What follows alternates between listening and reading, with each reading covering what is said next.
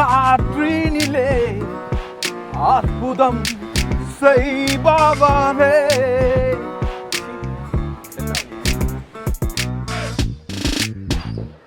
கிரியன் பாம்பு குட்டிகளே, ஆஹா. பாம்பு குட்டிகளே, ஆஹா. மனம் திரும்பு, நீ மனம் திரும்பு. பாய்ஸ் செட் ஆகல.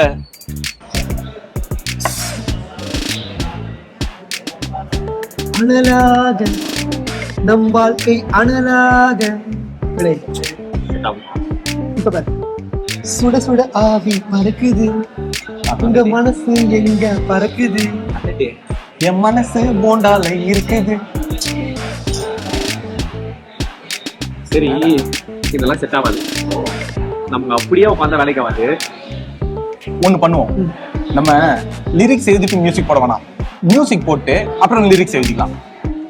சரியான ஐடியா, செம்ம ஐடியா. கூப்பிட்டவன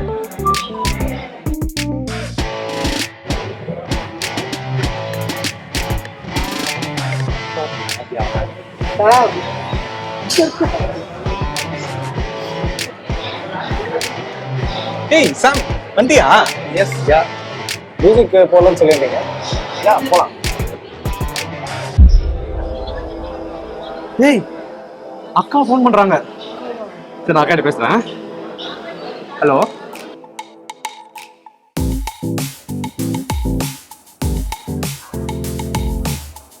praise the Lord. ரொம்ப பிஸியா இருந்தீங்களோ? உங்களை கால் பண்ணி கூப்பிட்டுட்டேன். என்ன பண்ணிருந்தீங்க?